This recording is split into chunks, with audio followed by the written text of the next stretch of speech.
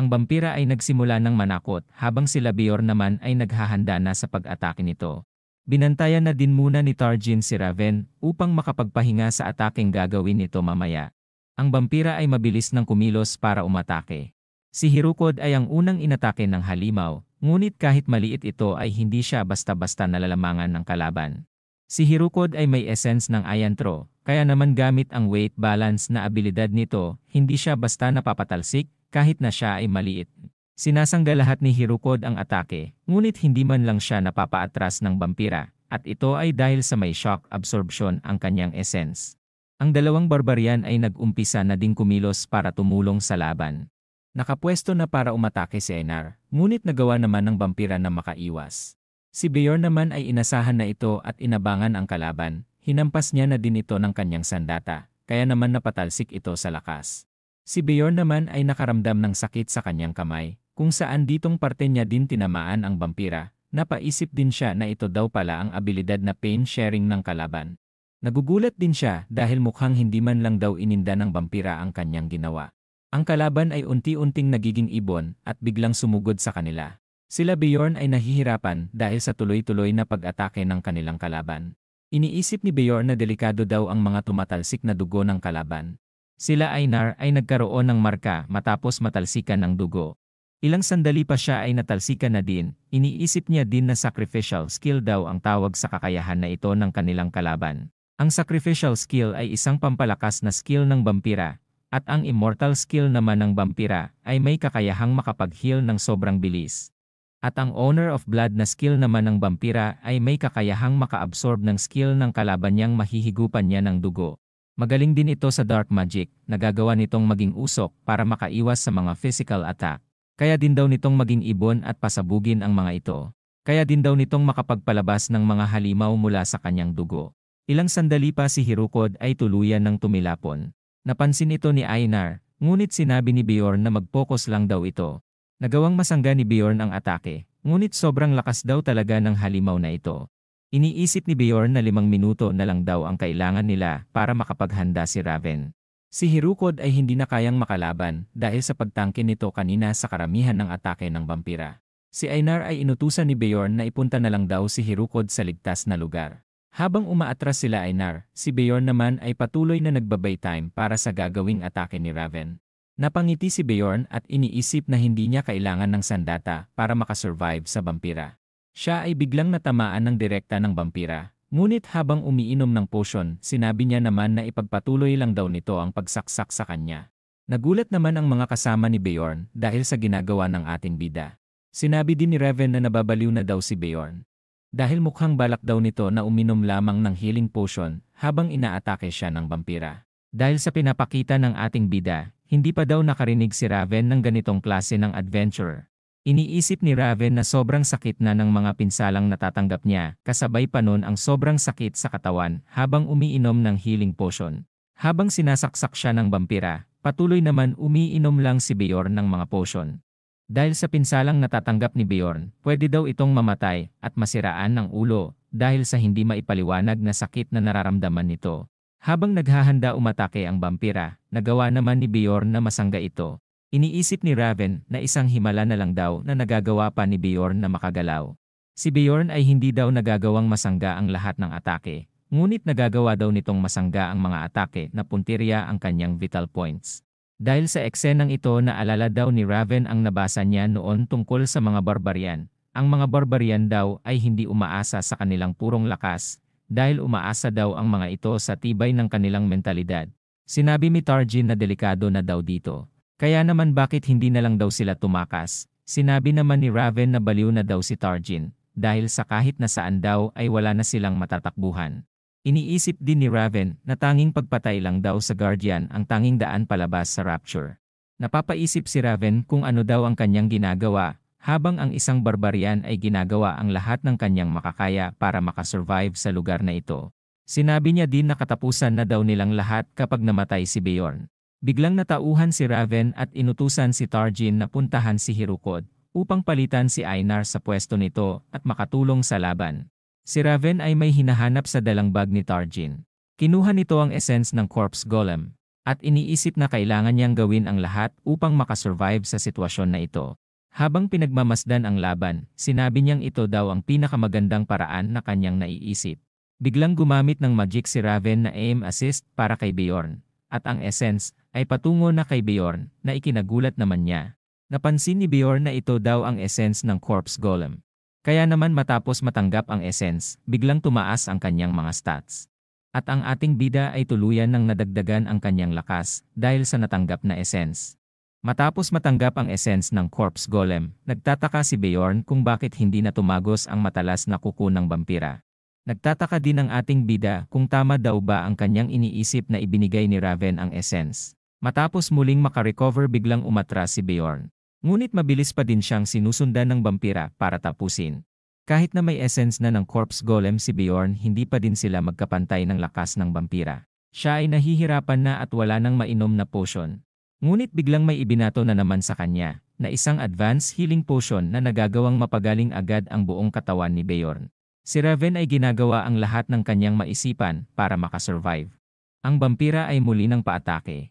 Habang si Bjorn naman ay iniisip na kaya niyang manalo gamit ang pag-back up ni Raven ng mga healing potions sa kanya.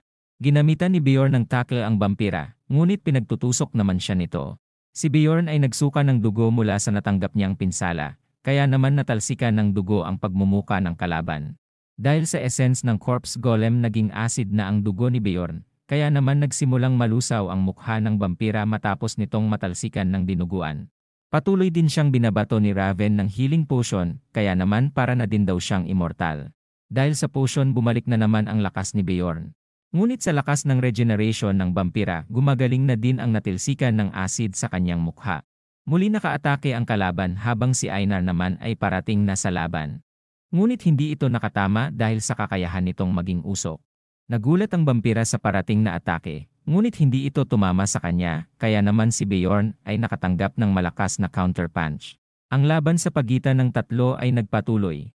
Hanggang sasabihin na lang ni Raven na handa na ang magic niyang Sunspot Sphere.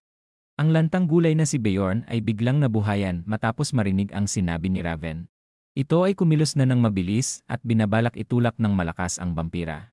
Binubuhos na ni Bjorn ang kanyang buong lakas, kaya naman tumilapon ang vampira. Bigla ding sumigaw ang ating bida at sinabing pagkakataon na daw ni Hirukod. Ito ay naghanda na at naglabas ng kapangyarihang kidlat. Ang kidlat ay malapit ng tumama sa vampira na ikinagulat naman ito. Matapos matamaan ng skill, ito ay nawalan ng malay. Si Bjorn ay may hinuhugot sa kanyang sapatos, at ito ay ang Goddess Tears. Pinainom niya ito sa vampira, at siya ay biglang nagpakawala ng malakas na uppercut. Dahil sa effect ng Goddess Tears pansamantalang manghihina ang vampira. Nawalan din ito ng malay matapos makatanggap ng sunod-sunod na atake. Si Raven ay handa ng pakawalan ang kanyang magic, kaya naman lumayo na daw si Bjorn sa kalaban. Kapag hindi daw nakalayo ang ating bida, maaari din daw itong mamatay sa pagsabog. Pinakawalan na ito ni Raven, ngunit si Bjorn ay hindi pa din nakalayo sa kalaban. Kaya naman iniisip niyang katapusan niya na. Ang magic ni Raven ay gumawa ng matinding pagsabog sa paligid. Dahil nasabugan si Bjorn na walan ito ng malay, gumamit din ang kalaban ng pain sharing kaya naman nagtamo din sila ng pinsala at nawalan din ng malay. Makalipas ang ilang minuto si Bjorn ay nagkaroon na ng malay. Nagtataka siya kung bakit napakatahimik ng paligid. Unti-unti na siyang tumatayo at iniisip na kailangan niyang malaman ang nangyari. Bigla namang nagulat si Bjorn matapos makitang buhay pa ang vampira. Dahil sa abilidad nitong immortal, siya ay patuloy na nabubuhay hanggat hindi nawawasak ang kanyang puso. Ang vampira ay unti-unti nang nakaka-recover. Napansin din ni Bjorn na nawalan ng malay ang lahat, kaya naman sa kanya na daw nakasalalay ang kaligtasan ng lahat. Siya ay paunti-unting naglakad papunta sa vampira upang tapusin na ito ng tuluyan habang wala pa itong malay. Si Bjorn ay handa na, at iniisip niya na kailangan niyang punteryahin ang puso ng kalaban. Si Bjorn ay bumuelo na para durugin na ang puso ng vampira, ngunit ito ay hindi gumana. Kaya naman oras na daw para gamitin ang flash explosion. Pinasabog ni Bjorn ang kanyang laman upang masira ang puso ng vampira. Nasaktan ng malala si Bjorn, ngunit kailangan niya daw itong tiisin para makalabas sila ng buhay. Pinaulit-ulit ni Bjorn ang pagpapasabog ng kanyang laman. Sa daming beses na subok hindi niya pa din nasisira ang puso ng vampira, at dahil sa pinsalang kanyang natatanggap, napansin ni Bjorn na sumabog na daw ang kanyang braso. Si Bjorn ay nagpasyang pasabugin na ang kanyang katawan. Matapos ang pagsabog nagawa niya naman ng matalo ang vampira. Si Bjorn ay paunti-unti nang nawawalan ng malay. Siya ay nakatanggap ng mga experience at nag-level up na din, ngunit sa larong ito ay hindi daw kusang bumabalik ang buong buhay matapos mag-level up. Bago siya tuluyang mamatay, may biglang umilaw sa kanyang katawan. Ang vampira ay nag-drop ng essence at ito ay inaabsorb na ni Bjorn. Dahil sa mga passive skill ng vampira na nalipat kay Bjorn, unti-unti nang nabubuhay ang katawan ni Bjorn na muntikan ng tuluyang mamatay kanina. Ilang sandali pa si Bjorn ay bigla nang nagising. Masaya si Einar na gising na si Bjorn, ngunit ang ating bida naman ay nagtataka kung paano siya nabuhay. Tinanong ni Bjorn kung nasaan na daw ang iba, kaya naman sinabi ni Einar na umalis na daw ang mga ito 3 araw na ang nakararaan. Nagulat naman si Bjorn matapos malaman na 3 araw na siyang walang malay. Bigla namang bumangon ang ating bida at napagtanto na ngayong araw na daw ang pang-7 araw nila sa loob labyrinth. Ginagalaw ni Bjorn ang kanyang mga daliri para masiguro na ayos lang siya. Napansin niya din na wala man lang daw galos sa kanyang katawan. Si Bjorn ay nakakita ng malaking dragon at tinanong si Einar kung nasaan na ang kanyang short. Sinabi naman ni Einar na marami ng punit ang short ni Bjorn, kaya naman tinanggal at tuluyan niya na itong sinira dahil sa naiirita daw siyang makita ito. Sinabi din ni Einar na huwag na daw mahiya si Bjorn, dahil nalaman na daw ni Einar na malaki ang tinatagong sekreto ni Bjorn. Tinanong ni Bjorn kung ano daw ang nangyari noong wala siyang malay, kaya naman sinabi ni Einar na kinuha daw ni Hirukod ang mga numbers item, habang si Raven naman ay kinuha daw ang Rapture Stone. Habang nakaharap na walang saplot si Bjorn, napagtanto niya naman na mukhang nakuha niya daw ang Guardian Essence. Pinaalala din ni Einar na maghahagis daw dapat sila ng dice para sa Rapture Stone, ngunit hindi daw pumayag si Raven. Dahil sa laki daw nang nawala kay Raven sa kanya na daw mapupunta ang Rapture Stone. Habang si Hirukod naman ay pumayag sa gusto ni Raven, dahil wala naman daw siyang gaanong nagawa. Sinabi din daw ni Raven na nakuha na daw ni Bjorn ang mga pinakamagandang pwede makuha sa Rapture na ito. Kaya naman siguradong hindi na daw magrereklamo si Bjorn paggising nito. Napagtanto naman ni Bjorn na mukhang si Raven lang daw ang nakakaalam na nakuha niya ang essence ng Guardian. Dahil sa mga ginawa ni Raven kanina, wala na daw siyang rason para magalit sa hatian ng kanilang nakuha. Si Einar naman ay patuloy pa ding naiinis dahil sa pagiging gahaman daw ni Raven. Ilang sandali pa ang dalawa ay nagsasaya na dahil sa kanilang matagumpay na pagpasok sa Rapture. Tinanong ni Einar kung pwede na daw ba silang umalis. Ngunit hindi pa daw sila aalis dahil may kailangan pa daw silang gawin. Iniisip ni Bjorn na kunin pa ang mga natitirang item sa lugar na ito. Ang oras ay mabilis lumipas at sila ay agad nang napunta sa first floor at muli na ding pabalik sa Rapdonia. Matapos makabalik, iniisip ni Bjorn na malamang marami daw siyang kinita ngayong pagkakataon. Ilang sandali pa ang magic crystals ni Bjorn ay napalitan na. At ito ay umabot ng mahigit 230,000 stones. Iniisip naman ni Bjorn na napakaliit daw ng halagang ito dahil sa hirap na kanyang kinaharap, ngunit dahil naka-absorb siya ng 2 essence, ayos na din daw pala ang halagang ito. Inabot na ang kanyang pera, ngunit bigla ito nilayo ng babae. Sinabi din ng babae na masyadong malaking halaga ito para sa pang-9 na rank adventurer. Tinanong niya din kung ano daw ang tinatago ni Bjorn sa kanyang bag. Nagtataka naman si Bjorn dahil sa mga kakaibang tanong ng babae. Ngunit mula sa kanyang likod ay may mga sundalong dumating na mas lalong ipinagtaka ni Bjorn. Matapos makalabas ni Erwin sa labyrinth, sinabi niya naman na napakahirap daw ang nangyari sa kanila sa 3rd floor. Ang mga halimaw daw dito ay napakalakas para sa katulad niyang baguhan pa lamang. Ngunit dahil kasama niya ang kanyang nakakatandang kapatid, maayos naman silang nakasurvive dito. Iniisip niya din na siguradong matutuwa si Bjorn sa kanyang ikwekwento sa kanya. Nasa palitan na siya ng magic crystals, ngunit hindi niya ito nakita dito. Binabalak niya din daw ipakita ang kakayahan ng kanyang bagong essence kay Bjorn. Gusto niya din daw ulit gawin ni Bjorn ang pagtest sa kanyang katawan. Ilang sandali pa, si Erwin ay tapos na magpapalit, at ito ay umabot ng 184,000. Naghinala ang babae dahil masyado daw itong malaki para sa pang-9 na rank na adventurer. Ngunit sinabi naman ni Erwin na kasama niya daw ang kanyang nakakatandang kapatid para makuha ang ganito kalaking halaga. Tinignan naman ng babae sa logbook kung sino ang kapatid na tinutukoy ni Erwin. Dahil nakumpirma na hindi nagsisinungaling si Erwin, pinaalis na nila ito. Ilang sandali pa, si Erwin ay naliligo na. Siya ay tapos ng mag-ayos at iniisip kung nakauwi na daw ba si Bjorn. Habang naglalakad papunta sa tinutuluyan ni Bjorn, iniisip niya na bilhan ito ng masarap na pagkain at magkwentuhan tungkol sa kanilang mga naranasan sa loob ng labyrinth. Nang marinig na hindi pa nakabalik si Bjorn, bigla namang nagulat si Erwin. Iniisip niya na sana hindi namatay sa loob ng labyrinth si Bjorn. Umaasa din siya na sana makabalik na daw si Bjorn kaagad. Makalipas ang isang linggo, napansin ni Erwin ang isang lalaki at tinanong ito kung bakit tinatanggal niya ang gamit ni Bjorn sa kwarto nito. Dahil hindi pa nakakabalik si Bjorn simula noong bumalik ang mga adventurer, malamang ay namatay na daw ito sa loob ng labyrinth. Si Erwin naman ay nanginig ang mga kamay at wala nang nasabi.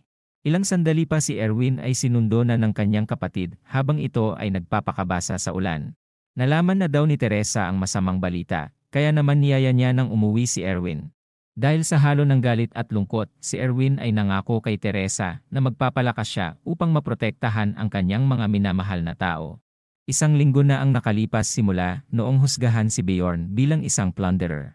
Noong araw na mahuli si Bjorn, tinanong ng investigador kung saan nakuha ni Bjorn ang crossbow. Tinanong niya din kung gumagamit na daw ba ngayon ang mga barbarian ng crossbow. Sinabi naman ni Bjorn na galing daw ito sa taong pinatay niya dahil tinangkas siyang patayin nito. Sinabi naman ng lalaki na aalamin nila kung sino nga daw ba ang unang umatake sa kanila. Tinanong din ni Bjorn kung bakit siya kinulong sa hinalang meron lang sila.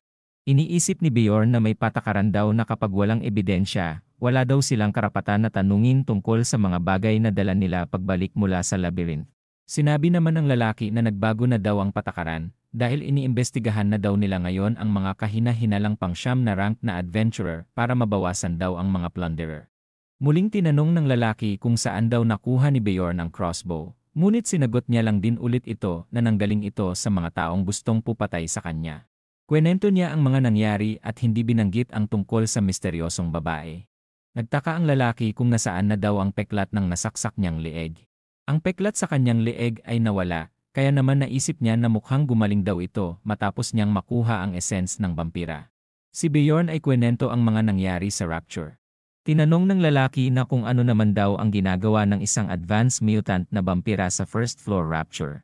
Dahil imposible daw ang mga kwento ni Bjorn, sinabihan niya si Bjorn na hindi siya magaling magsinungaling. Nagpatawag naman si Bjorn ng mage para gamitan siya ng memory magic at para matapos na din daw ang problemang ito. Sinabi ng lalaki na isang pang-siyam na rank lang daw na adventurer si Bjorn. Kaya naman wala daw itong karapatan magpatawag ng mage, magagawa niya lang daw ito kung sakaling umabot na siya sa pang-7th rank na adventurer. Handa daw bayaran ni Bjorn ang halaga para makapagpatawag siya ng mage. Ngunit ang investigador ay umalis na at sinabi na magtatawag siya ng mage na nagtatrabaho sa kanilang guild. Kinabukasan ginagamitan na ng magic ang utak ni Bjorn, ngunit hindi magawang mapasok ng mage ang kaisipan ni Bjorn dahil sa sobrang taas ng stats ng mentalidad niya. Sinabi din ng mage na kailangan na daw dito ang tulong ng mga mage na nasa tower. Sinabi naman ng investigador na hindi daw siya mang-aabala ng mga importanteng tao para lang sa isang barbarian na si Bjorn. Gusto ng ating bida na ipatawag si Raven o kaya si Hirukod, ngunit ang lalaki ay ayaw din gawin ito, bagkus sinabi nito na bakit hindi na lang umamin si Bjorn na isa talaga siyang plunderer. Ang pang-7 araw ay sumapit na at ang lalaki ay nakahanap na daw ng solid na ebidensya. Hawak ng lalaki ang message stone at sinabi na nalaman niya na daw kung ano ang mga kalokohang ginawa ni Bjorn. Dahil sa ebidensya ibibitay na daw ang ating bida sa loob ng 3 oras. Iniisip ni Bjorn na tapos na daw ang maayos na pakikipag-usap niya. Kaya niya daw ang makatakas, ngunit kung tatakas naman daw siya dito magiging wanted na plunderer siya. Iniisip niya din na kailangan niyang tumakas sa lugar na ito at mapatunayan na isa siyang inosente. Matapos hawakan ang rehas ginamit ni Bjorn ang flash explosion, kaya naman nagkaroon ng pagsabog sa lugar. Nakalabas na ang ating bida, na ikinagulat naman ng bantay. Sinipa ito ni Bjorn at pinatulog ng mahimbing. Dahil sa essence ng vampira ang sumabog na kamay ni Bjorn ay mabilis na gumagaling, at iniisip na kailangan niyang magtagumpay sa kanyang plano. Kinuha ni Bjorn ang susi sa bantay, habang ang mga ibang nakakulong naman ay nakikiusap ng tulong kay Bjorn para makatakas. Iniisip ni Bjorn na malamang kriminal talaga ang mga ito, ngunit binuksan niya na ang mga kulungan nito, at iniisip na wala na daw siyang pakialam tungkol dito dahil sa pagdakip nila sa kanya na isang inosenteng barbarian. Ang first floor ng Adventurers Guild ay payapa, ngunit ilang sandali lamang ang pintuan ay biglang nabuksan, at ang mga kriminal ay nag-uunahan ng makatakas. Ang isang babae ay inutusan ang mga adventurer sa loob upang mahuli ang mga kriminal kapalit ng reward. Ang dalawang grupo ay nagsimula ng maglaban, habang si Beorn naman ay balak umakyat sa gusali. Habang umaakyat, iniisip niya naman na hindi lang ang makatakas ang kanyang plano. Si Beorn ay nakarating na sa taas kung saan ang isang pintuan ay binabantayan ng 4 na sundalo. Ginamit ni Beorn ang flash explosion at tumalsik ang kanyang dugo sa mga kriminal. Dahil ginamit niya ang sacrificial seal, ang kanyang physical abilities ay lalakas pansamantala. Sumugod na si Beorn sa mga sundalo, at ang isa ay nagawa niyang mabalibag. Siya ay nahiwa ng isa pang sundalo, ngunit napakabilis mag-heal ni Beorn at agad sinuntok ang sundalong nang hiwa sa kanya. Tumalsik ng malayo ito na ikinagulat naman ng natitirang mga sundalo. Nagtataka ang mga sundalo dahil ang alam nila ay pang-siyam na rank adventurer lang si Beorn. Si Beorn ay napangiti na lamang dahil sa maling akala ng mga sundalo. Mabilis niya na din silang pinatulog, kaya naman handa na siyang pumasok sa opisina ng branch manager sa ikatlong palapag ng gusali. Matapos buksan ang pintuan, siya ay inaabangan ng isang lalaki.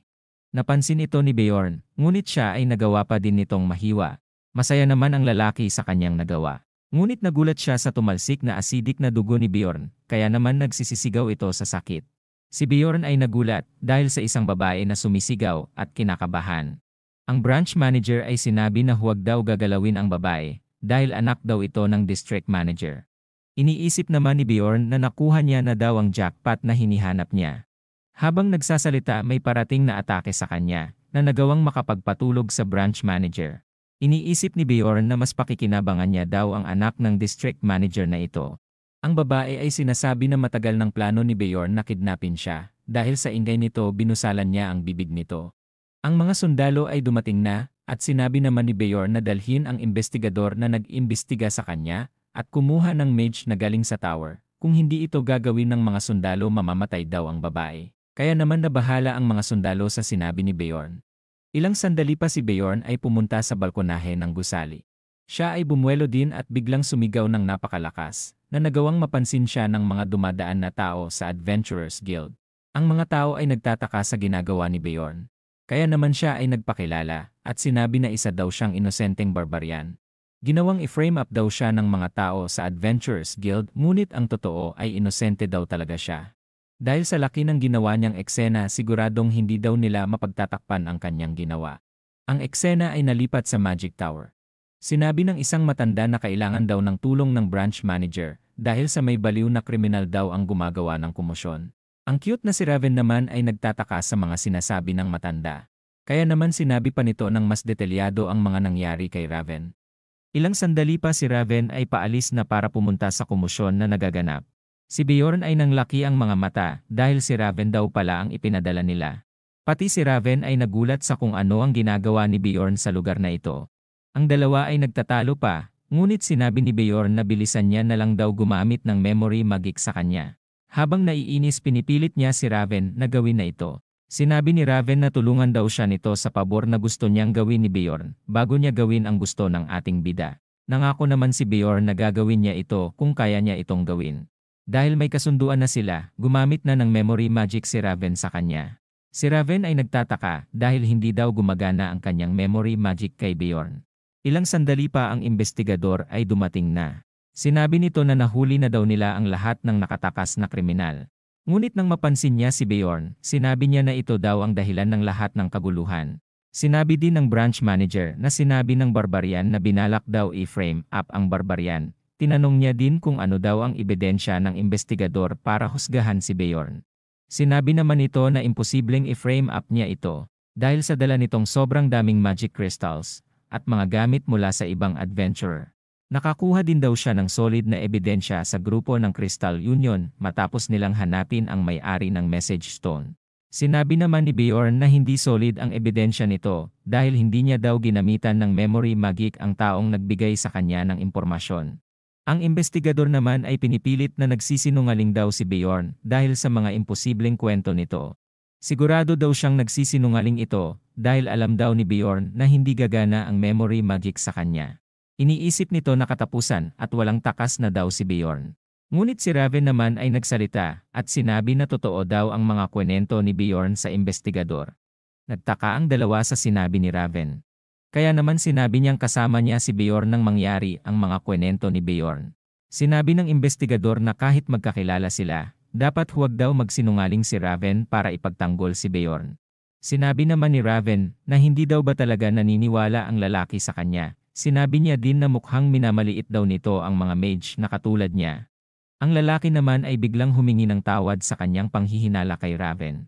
Ang isang tower mage ay kasing importanteng tao ng mga aristokrat. Kaya naman ang pagdudahan ng isang ordinaryong investigador ito ay siguradong ikakapahamak niya. Ang branch manager ay biglang nagsalita at sinabi na mukhang kalokohan daw ang sinasabi ni Raven. Sinabi ni Raven na totoo na walang vampira noon sa first floor. Ngunit hindi daw dapat ito ang iniisip ng isang branch manager. Sinabi ni Raven na kahit matagal na simula noong lumitaw ang labyrinth, marami pa rin daw silang hindi nalalaman tungkol dito. Kaya naman paano daw makakasigurado ang branch manager na hindi totoo ang naranasan nila sa loob ng labyrinth? Iniisip ni Bjorn na isang tower mage daw talaga si Raven para kausapin ng ganito ang branch manager. May dumating na tao sa kwarto, kaya naman tinanong ni Bjorn kung sino naman daw kaya ito. Ang lalaki ay nagpakilala bilang si Niels Orban. Ang babae ay sumisigaw sa kanyang tatay, kaya naman napagtanto ni Bjorn na ito daw pala ang district manager. Ang isang district manager ay may 13 na branch manager na pinamununuan. Ang mga ito ay nasa pamununo din lahat ng guildmaster. Ang district manager ay dinala ang miyembro ng Crystal Union na nagbigay ng impormasyon na ikinagulat naman na makita ng investigador. Sinabi ni Bjorn na ito daw pala ang taong nagbigay ng maling impormasyon. Tinakot ito ni Bjorn na umamin daw ito na sabihin ang totoo. Ginamitan naman agad ito ni Raven ng magic at sinabi na nagsisinungaling ang lalaking ito. Iniisip ni Bjorn na wala nang takas ang lalaki dahil sa kinumpirma na ito ng mage ng tower. Nataranta ang lalaki habang ang district manager naman ay sinabi na inosente na si Bjorn. Pinakawalan na ni Bjorn ang babae at tinanong kung ano na ang mangyayari sa lalaking miyembro ng Crystal Union. Sinabi ng district manager na iimbestigahan pa nila ng mas malalim ang katauhan ng lalaki. Ngunit sinabi naman ni Bjorn na imbestigahan din daw nila ang clan nito dahil puro gulo na lang daw ang ginagawa ng clan nila. Ang investigador ay tinanggal na din sa trabaho, ngunit nagpaliwanag naman ito na ginawa niya naman daw ng tama ang kanyang trabaho. Sinabi naman ng district manager na kahihiyan daw ang lalaki sa kanilang guild dahil sa kakulangan nito ng kakayahan. Mapaparusahan din daw ang investigador kapag may nalaman silang mali tungkol sa kanya. Ang district manager ay sinabi na pag-usapan na daw nila ang maaari nilang magawa dahil sa abalang nagawa nila kay Bjorn. Sinabi din nito na gagawin na daw siyang 7th rank explorer at papalitan na din ang kanyang mga lumang gamit ng bago na ikinagulat naman marinig ni Bjorn. Nagalit si Bjorn dahil ginawa daw reward ang kanyang promotion. Gamit ang kanyang pang-5 rank na essence, kaya niya daw maging 7th rank adventurer ng mag-isa at walang problema. Iniisip din ni Bjorn na pinagmumukhang walang alam daw siya ng district manager. 2 buwan pa lang daw na adventurer si Bjorn. Ngunit si Bjorn naman ay nagpapatawag ng isang 7th rank adventurer para patunayan na mas malakas pa siya sa isang 7th rank adventurer. Galit na si Bjorn, kaya naman natataranta na ang district manager at sinabi na hindi pa daw ito nangyayari noon. Si Raven ay sumingit sa eksena at mumiti kay Bjorn senyalis na kampi ito sa kanya. Pinaliwanag ni Raven ang mga nangyayari at ang mga dapat gawin ng district manager. Kaya naman ito ay naiinis na at tinanong si Bjorn kung ano nga daw ba ang gusto niyang kompensasyon. Napangiti si Bjorn at sinabing pera ang gusto niya, pwede na din daw ang 5 milyon sa kanya. Ayaw pumayag ng branch manager, ngunit ang district manager ay pumayag naman. Nagulat naman si Bjorn dahil agad tinanggap ang kanyang offer. Iniisip niya din dahil siguro nandito si Raven. Sinabi naman ni Raven na hiwalay daw ang bayad sa kanya na 1 milyon. Ang district manager ay wala nang nagawa at pumayag na sa mga sinabi ni Raven. Napapaisip na lang si Bjorn na mukhang napakalakas ng kapangyarihan na meron ang Magic Tower.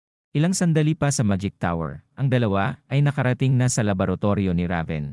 Ang pagngiti ni Raven ay mukhang may masamang balak, habang si Bjorn naman ay tumitingin-tingin sa paligid. Nagbigay si Raven ng maiinom kay Bjorn na tubig. Sinabi niya din na wala daw baso sa kwartong ito kaya naman ito ang ginamit niya.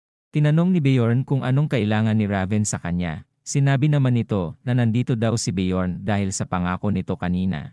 Muli namang sinabi ni Bjorn na tutulong lang siya kay Raven kung makakaya niya itong gawin. Sinabi naman ni Raven na ang gusto niya lang daw ay pag-aralan ang katawan ni Bjorn dahil sa essence na nakuha nito noong nakaraan. Makakatulong din daw ito kay Bjorn dahil sa wala pa daw ang nilalang na nakakuha ng ganitong essence noon. Napansin naman ni Bjorn na seryoso daw talaga si Raven sa trabaho nito. Naiintindihan daw ni Bjorn kung bakit siya gusto pag-aralan nito, at ito ay dahil sa hindi pa daw naging guardian ang isang vampira noon.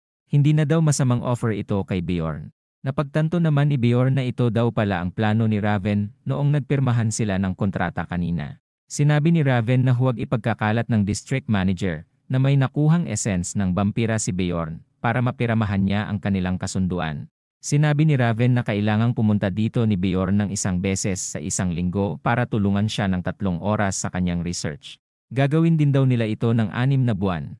Sinabi naman ni Bjorn na masyado itong matagal. Kaya naman sinabi ni Raven na malaki daw ang utang ni Bjorn sa kanya. Kaya naman matuwa naman daw sana si Bjorn sa kanyang nagawa para sa kanya. Iniisip ni Bjorn na masaya siya sa mga nagawa ni Raven sa kanya, ngunit iba na daw ang usapan na yon para sa ating bida. Sinabi ni Bjorn na dapat daw si Raven daw ang dapat magbigay sa kanya ng pera, na ipinagtaka naman ni Raven. Ang dalawa ay nagsimula ng magkainitan. Sinabi ni Bjorn na binigyan siya nito ng essence nang hindi hinihingi ang kanyang opinyon tungkol dito.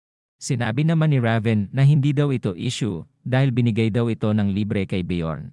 Sinabi ni Bjorn na ginawa lang daw ito ni Raven para maligtas ang buhay niya, ngunit si Raven naman ay sinabi na ginawa niya ito para iligtas ang buhay ng lahat. Wala daw pakialam si Bjorn, basta ayaw niya daw ng essence ng Golem Corpse. Bayaran daw siya ni Raven ng 10 milyon dahil ito daw ang halaga para magpatanggal ng essence. Sinabi naman ni Raven na nababaliw na daw si Bjorn para ipatanggal ang napakagandang essence sa kanyang katawan. Hindi daw gusto ni Bjorn ang essence ng Golem Corpse, kaya naman malinaw daw na nakagawa ng pagkakamali si Raven sa kanya.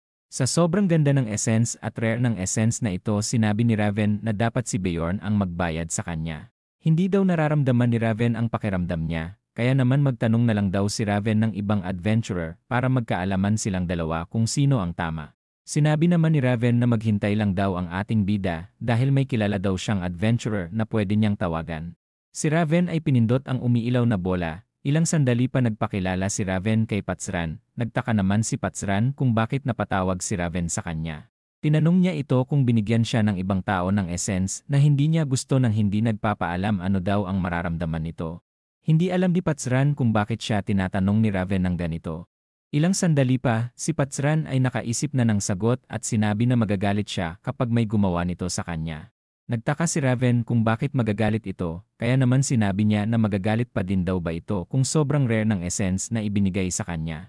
Relax lang si Bjorn, habang sa kabilang linya naman ay sinabi ni Patsran na magagalit pa din siya, dahil ang essence na hindi niya balak makuha ay makakasagabal lang sa kanya. Hindi daw maiintindihan ng mga mage ito dahil hindi daw basta-basta makakaakyat ang mga adventurer sa mas mataas na palapag kung basta-basta na lang sila kukuha ng kahit na anong essence. Tinanong din ni Raven kung kailangan niya daw bang magbayad sa taong binigyan niya ng essence nang hindi nagpapaalam. Sinabi naman ni Patsran na magsasabi daw siya ng pera sa taong nakagawa nito sa kanya. Sinabi din nito na pwede na daw ang 15 milyon na pambayad sa kanya. Nagulat naman si Raven nang marinig ang halaga ng pera. Sinabi din ni Patsran na masyadong mahal daw ang magpatanggal ng essence, kaya naman normal lang ang halagang ito. Tinanong niya si Patsran kung sakaling hindi makabayad ng pera ang gumawa sa kanya nito, ano daw ang pwedeng gawin nito para sa kanya. Sinabi naman ni Patsran na babaliin niya daw ng leeg ang taong gumawa nito sa kanya kung sakaling nasa harap niya ito. Habang hindi na alam ni Raven ang kanyang gagawin, si Bjorn naman ay relax lang naman na nakaupo sa sulok. Iniisip ni Bjorn na magaling na adventurer ang tinawagan ni Raven, dahil kung sakaling normal na adventurer lang daw ang nakausap nito malamang baliktad daw ang isagot nito, dahil sa kakulangan ng kaalaman sa pagbalance ng nakukuhang essence. Iniisip ni Bjorn na talo na si Raven, kaya naman sumuko na daw ito. Ang isang matanda ay dumating at sinabi na kamanghamanghang barbarian si Bjorn dahil nagawa nitong manalo sa usapang berbal laban sa isang tower mage. Ang matanda ay nagpakilala bilang mentor ng pinaiyak ni Bjorn, at ang pangalan daw nito ay Dian Tevhilion. Napagtanto ni Bjorn na ito daw pala ang mentor ni Raven, malamang ito din daw ang master ng Althemion School. At malamang din na mas mataas pa daw ang katungkulan nito kesa sa district manager. Habang iniisip ni Bjorn na mukhang napakalakas nito, Sinabi naman ni Dian na narinig niya daw ang nakakatuwang pinag-uusapan ng dalawa kanina. Nagtaka si Raven dahil gumamit naman daw siya ng soundproof magic. Ngunit si Dian naman ay sinabi na kailangan pa daw ng mahabang practice ni Raven. Sinabi ng matanda ngayon lang daw siya nakakita na nagdala si Raven ng buhay na barbarian dito. Dahil madalas daw napatay o puso na lang daw ang dinadala ni Raven dito. Walang masabi si Bjorn at tinitigan na lang ng masama ang matanda. Ang matanda ay bigla namang tumawa at sinabi na nagbibiro lang daw siya. Iniisip ni Bjorn na mukhang isa daw itong biro para sa mga mage. Iniisip ni Bjorn na nagkamali daw ang matandang ito ng binibirong barbarian. Tinanong ni Bjorn kung Dian nga daw ba ang pangalan nito dahil gusto niya daw basagin ang bungo nito na ikinagulat at ipinagtaka naman ng matanda. Sinabi din naman ni Bjorn na nagbibiro lang daw siya sa matandang gurang. Nagulat si Dian sa sinabi ni Bjorn, ngunit iniisip naman ni Bjorn na ayos lang magsabi ng kung ano basta nilinaw niya naman ito na isang joke lamang. Si Bjorn ay tinanong ang matanda kung kamusta naman daw ang joke na sinabi niya. Nataranta naman si Raven sa kinikilos ni Bjorn. Napansin ni Bjorn na mukhang napasobra daw yata ang kanyang ginawa, ngunit ang matanda naman ay biglang tumawa at sinabing nakakatawa daw talaga si Bjorn. Habang nakangiti halata din na galit ito, habang sinasabi na marunong naman daw siyang tumanggap ng mga joke. Dahil sa galing daw umintindi ni Dian ng barbarian joke, tinanong niya ito kung may dugong barbarian daw ba ito. Binawi na din ni Bjorn ang pagsabi ng matandang gurang kay Dian para hindi na daw magkaroon ng gulo. Ang matanda ay iniba na ang usapan at sinabi na imbes 10 milyon, isang number item na lang daw ang ipambabayad nila. Medyo mataas daw ang number nito, ngunit isa pa din naman daw itong numbered item. Nagulat si Bjorn matapos itong makita. Ang numbered item ay matatagpuan lamang sa mga rapture at mga guardian. Mayroon din daw kanya-kanyang abilidad ang mga numbered item. Nagtataka si Bjorn dahil napakadali lang inaalok sa kanya ang item na ito. Tinanong ni Bjorn kung ano ito. Sinabi naman ni Dian na kailangan ito ni Bjorn dahil kaya daw nitong tanggalin ang isang essence na nakuha ni Bjorn. Dahil ayaw ni Bjorn ang corpse golem essence, pwede na daw itong kunin ni Bjorn para matanggal ang golem corpse. Iniisip naman ng ating bida na mukhang hindi daw alam ng matandang ito ang totoong kakayahan ng Frost Spirit Ring. Kaya naman kinuha niya na ito. Si Bjorn ay paalis na. Habang si Raven naman ay sinabi na huwag daw nitong kalimutan ang kanyang pagbalik 2 beses sa isang linggo para sa kanilang research. Nag-alala naman si Raven kung matatandaan nga daw ba kaya ni Bjorn ang kanyang mga sinabi. Pumasok na si Raven at humingi ng tawad sa kanyang mentor dahil kung hindi daw dahil sa kanya. Hindi na daw sana kailangan pang ibigay ang numbered item kanina. Sinabi naman ni Dian na wala naman daw gaanong pakinabang ang item na yon, kaya wag na daw mag-alala si Raven. 1.5 million lang din daw ang halaga ng item na ito sa market, kaya naman kapag nalaman daw ni Bjorn na naisahan siya nito, sigurado daw na magagalit ng sobra si Bjorn. Iniisip ni Bjorn na ang mga mage ang mga pinakamatatalino sa mundong ito, ngunit sa dami ng kanyang alam na hindi nila alam, magmumukhang baguhan lang sa kanya ang mga mage sa mundong ito. Ilang sandali pa, ang lalaki ay inakalang patay na daw si Bjorn. Tinapon na daw ng lalaki ang mga gamit ni Bjorn matapos niyang akalain na patay na ito. Nagalit naman si Bjorn at sinabi na may natitira pa daw siyang mahigit 1 linggo sa kanyang nirentahan na kwarto. Iniisip ni Bjorn na bugbugin ang lalaking ito, ngunit bigla siyang napahinto at iniisip kung kailan pa siya naging bayolente mag-isip. Si Bjorn ay naalala ang mga nakalipas at napagtanto na para na siyang nagiging isang barbarian mag-isip dahil sa pagiging bayolente at simple niya. Ngunit ayos lang daw ito kung gusto niya makasurvive sa mundong ito.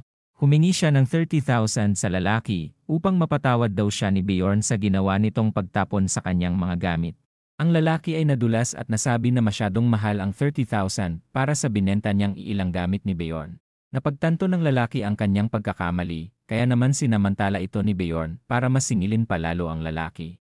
Ilang sandali pa si Bjorn ay nasa mas maganda ng kwarto, habang iniisip na doble daw ang presyo nito sa nakaraan niyang kwarto. Ngunit ayos lang daw ang presyo nito dahil sa ganda ng lugar at malapit lang din daw ito sa sentro ng syudad. Iniisip niya din na makipagkita kay Einar bukas para mahati nila ang kanilang kinita. Kinabukasan sa Angry Bull Inn, si Einar ay naiyak at biglang niyakap si Bjorn dahil nag-alala daw siya sa kalagayan ng ating bida. Tinanong nito kung nabalitaan niya na daw ba ang bagong balita. Ang mga barbarian ay tinutukoy ang Barbarian of Freedom dahil daw sa barbarian na ito usap-usapan ito ng lahat ng tao sa buong syudad. Iniisip ni Bjorn na mukhang siya ang tinutukoy Ngunit tinanong niya ang mga ito kung ano daw ang pangalan ng nasabing barbarian.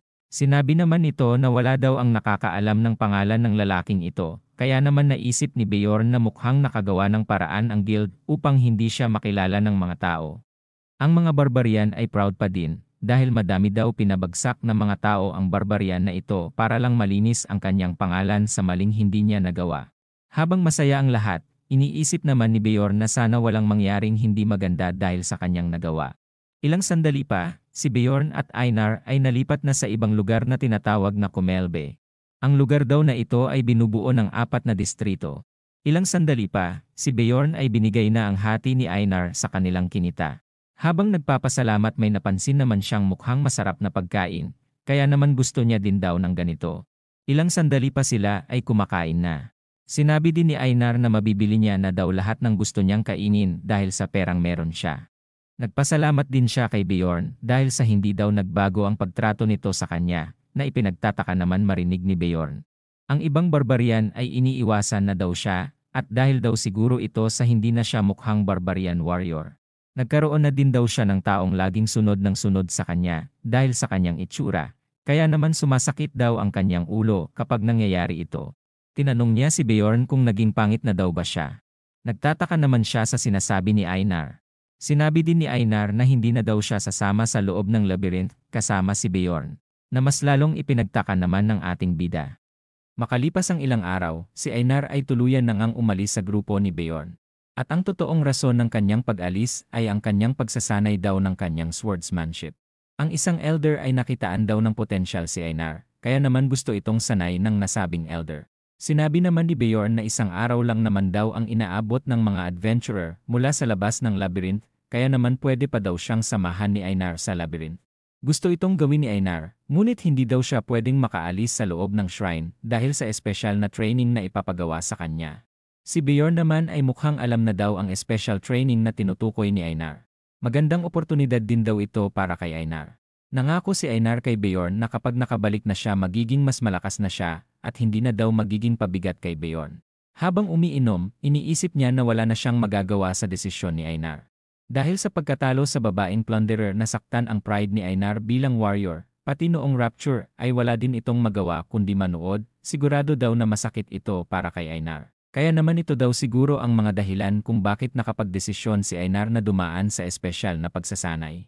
Dahil wala na siyang makakasama sa pagpasok sa labyrinth, kailangan na daw ni Beorn maghanap ng mga bagong makakasama. Dahil sa mga nakuhang essence ng ating bida, iniisip niya na wala ng halimaw ang makakaya siyang pahirapan sa second floor. Ngunit magiging mahirap pa din daw ang third floor para sa kanya, kaya naman kailangan niya daw makahanap ng mga makakasama. Habang pataas ng pataas ang palapag na gustong puntahan ng isang adventurer, mas lumalakas din daw ang mga halimaw. Kaya naman kinakailangan daw talaga pumasok ng isang adventurer sa isang grupo para makaakyat sa mas mataas na palapag. Si Beorn ay pumunta sa lugar ni Raven, at iniisip na alokin itong sumali sa kanyang binubuong grupo. Ilang sandali pa si Raven ay tinanggihan na si Beorn, kung gusto daw nito sumali siya sa grupo ni Beorn, dapat daw maging isa muna itong 6th rank adventurer. At dapat may isang prest din daw sa grupo. Iniisip ni Beorn na inasahan niya na daw ang pagtanggi ni Raven. Si Raven ay binigay ang analisis niya kay Beorn sa essence ng vampira. Nakita ito ni Beorn, at iniisip na hindi na mahalaga ito dahil alam niya naman daw ang eksaktong stats ng essence ng vampira. Kahit na alam niya na ito, nabibilib pa rin siya kay Raven dahil nagawa nitong malaman ang stats ng isang essence. Masaya si Beorn dahil sa tagal niya nang naglalaro. Ito pa lang daw ang pinakamabilis na paglakas niya sa laro. Paalis na si Beorn ngunit pinigilan siya ni Raven dahil may itatanong daw ito sa kanya. Tinanong ni Raven kung ano daw ang bagay na nilagay ni Beorn sa bunganga ng vampira noon. Dahil ayaw sabihin ni Beorn ang tungkol sa bagay na ito, sinabi niya na baka na malikmata lang si Raven. Pinagpilitan ni Raven na may nakita siya, ngunit aalis na daw si Beorn dahil gutom na daw ito. Wala nang nagawa si Raven dahil tuluyan nang umalis ang ating bida. Sigurado daw na may tinatago sa kanya si Beorn, kaya naman alamin niya daw kung ano ito. Ilang sandali pa si Raven ay nasa aklatan na at kumuha ng libro tungkol sa rapture. Binubuklat ni Raven ang libro para hanapin ang mga tungkol sa blood-tinted na kastilyo. Ilang sandali pa nahanap niya na ito. Nabasa niya din dito ang tungkol sa Goddess Tears. Parang nabasa na daw ito noon ni Raven, kaya naman muli siyang kumuha ng libro para hanapin ang tungkol sa Goddess Tears. Tuluyan niya nang nahanap ang tungkol dito, kaya naman nalaman niya na kung ano ang kayang gawin nito. Nagtataka din si Raven sa kanyang nabasa at sa kanyang nakita noon. Iniisip niya din na kung coincidence lang daw ba ang lahat ng kanyang iniisip. Iniisip ni Raven na kung paano daw kaya nalaman ng barbarian kung saan ito mahahanap at kung paano ito gamitin. Iniisip niya din na baka isang evil spirit si Beorn. Ang gintong maskarang ito ay makukuha matapos mapatay ang guardian ng blood-tinted na kastilyo. Iniisip ni Beorn na may kakayahan daw ito na mabago ang mukha ng gumamit sa loob ng isang buwan. Noong nilalaro niya ito, wala daw siyang balak palitan ang mukha ng kanyang karakter, kaya naman ibinenta niya ito noon. Dahil ang ating bida ay nasa realidad na ng laro, itatago niya na lang daw muna ito dahil baka sakaling magamit niya ito sa hinaharap. Ang mga tao sa restaurant ay pinag-uusapan ang pagkasira ng grupong Crystal Union. Habang kumakain naman naririnig ni Teresa ang usapan. Ang clan daw na ito ay mabilis na lumaki at umabot na din ito ng 10 taon. Gamit ang paggamit ng mga message stones, natutulungan daw nila ang mga first floor adventurer noon. Ngunit sa paglipas ng panahon mabilis daw yumabang ang mga ito at palagi na lang nagiging sanhi ng kaguluhan sa mga adventurers sa first floor. Iniisip naman ni Teresa na marami daw itong nasagip na buhay noon mula sa pagkabitay. Ngunit noong lumaki na ang grupong ito, puro krimen na lang ang kinasasangkutan nila. Isa na din daw sa mga ito ay ang ginawa nila sa kanyang kapatid na si Erwin. Hindi niya daw ito inaasahan, ngunit malaki daw ang utang ni Teresa kay Beorn dahil sa pagligtas nito kay Erwin noon. Balak ni Teresa na sirain ang grupo, ngunit mukhang hindi na daw ito kailangan dahil mula sa usap-usapan ng mga tao sa paligid. Ang Barbarian of Freedom daw ang dahilan kung bakit nasira ang grupong Crystal Union. Mula sa usap-usapan sa likod ni Teresa, isang pang-siyam na rank adventurer lang daw ang Barbarian of Freedom. Kaya naman biglang napaisip si Teresa na malamang coincidence lang daw nakapareho ito ng rank ni Beorn. Iniisip niya din kung patay na nga daw ba talaga si Beorn dahil sa mahigit 1 linggo na nila itong hindi nakikita. Nakauwi na si Teresa at napagtanto niya din na kung nakulong ang nasabing barbarian ng 1 linggo bago mapatunayan na inosente ito. Malamang na si Beorn nga daw talaga ang barbarian na ito. Binuksan ni Teresa ang pintuan at iniisip na kung dapat niya nga daw bang sabihin na buhay pa si Beorn. Habang pinapaligiran ng spirits, si Erwin ay nalulugmok pa din sa pag-aakalang patay na si Beorn. Ang eksena ay nalipat kay Beorn at ito ay balak pumasok sa isang grupo para makapunta sa 3rd floor. Hiningi ng lalaki ang papel ng personal na detalye sa katauhan ni Beorn. Habang tinitignan ito ng lalaki, siya naman ay biglang nagulat. Ilang sandali pa binigay na ng lalaki ang listahan ng mga grupo na maaaring samahan ni Beorn sa 3rd floor. Nagulat si Beorn sa nakita niya sa papel. Ilang sandali pa, si Hirukod at Beorn ay magkasama na. Sinabi din ni Hirukod na may isa pa daw silang parating na miyembro ng grupo. Sinabi ni Hirukod na may medye sa grupo nila, na ikinagulat naman ni Beorn dahil sa bibihira lang ang magkaroon ng isang mage sa isang grupo. Sinabi ni Hirukod na mukhang nandito na ang kanilang hinihintay. Habang si Beorn naman ay iniisip kung anong klaseng tao nga daw ba kaya ang mage na dumating. Ang mage ay dumating na at nagpakilala ito bilang si Dualki. Nagkamayan na ang dalawa at sinabi na mukhang siya na daw ang hinihintay nilang kagrupo. Sinabi din ni Dualki na isa siyang 8th rank adventurer ng Rapdonias Royal Family. Nagulat si Hirukod sa narinig, habang si Beorn naman ay pinaliwanag na ibig sabihin nito na hindi ito nagtratrabaho para sa guild. Marami daw alam si Beorn, kaya naman tinanong ni Dualki ang pangalan ni Beorn. Naiinis si Beorn sa pagmumukha ni Dualki, ngunit nagpakilala naman ito at sinabihan niya naman ito na maupo. Agad tinanong ni Beorn kung bakit daw nito gustong maging adventurer. Iniisip din ni Beorn na mas kikita daw ang katulad ni Dualki sa syudad. Kaya naman nagtataka siya sa katauhan ni Dualki. Sinabi naman ni Dualki na gusto niyang maging sikat na adventurer, upang mas lalong sumikat pa daw ang pangalan ng kanilang pamilya na Martons family. Napagtanto ni Hirukod na isa palang Nobel si Dualki, ngunit sinabi naman ni Dualki na ang asawa ng kapatid ng kanyang nanay ay ang asawa ng pangatlong baron ng Martons family. Dahil sa sinabi ni Dualki, napagtanto naman ni Beorn na hindi naman daw pala isang Nobel si Dualki. Sinabi din ni Dualki na hindi niya sila itratrato na iba, kaya naman huwag daw silang mag-alala. Si Beorn ay iniisip na nagkukunwaring napaka-espesyal na tao daw ni Dualki. Dahil mas mapapaganda ang kanilang grupo kapag may mage tinanggap na nila si Dualki sa kanilang binubuong grupo.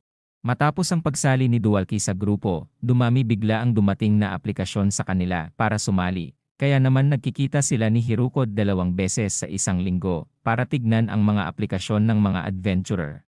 Ilang sandali pa sila ay nakapili na ng isa pa nilang makakasama. Ang eksena ay nalipat kay Bjorn na nakabili na ng mga bagong kagamitan.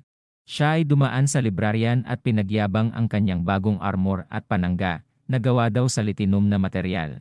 Sinabi naman ng librarian na tanggalin daw ni Bjorn ang kanyang mga armor kapag nasa loob ng library dahil hindi daw ito pwede sa loob. Napaisip naman si Bjorn na napaka-boring ng librarian dahil hindi daw ito marunong tumanggap ng joke. Nakalabas na si Bjorn sa silid aklatan habang naglalakad, siya ay may napansin na isang barbarian sa isang sulok.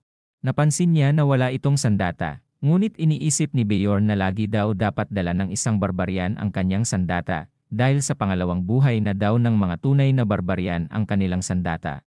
Ilang sandali pa, ang lalaki ay napansin na si Bjorn. Sinabi naman ng ating bida na huwag matakot ang barbarian na ito dahil hindi daw siya sasaktan ni Bjorn. Tinanong ni Bjorn kung nasaan na daw ang sandata nito at ano din daw ang ginagawa nito sa sulok. Ang barbarian naman ay sinabi na naubusan siya ng pera, kaya naman ibinenta niya ang kanyang sandata. Dahil sa tono ng pananalita ng barbarian, iniisip ni Bjorn na alam niya na daw na isa itong evil spirit. Si Bjorn ay nagpakilala, kaya naman nagpakilala din ito bilang si Tarikan. Ilang sandali pa siya ay kumakain na parang wala ng bukas. Hindi din daw makakalimutan ni Tarikan ang ginawa ni Bjorn para sa kanya ngayon. Ayon kay Bjorn, sinabi daw kanina ni Tarikan na mas nauna daw itong maging adventurer sa kanya ng isang buwan. Sinabi din daw nito na naligaw siya sa syudad at hindi nakapasok sa labyrinth.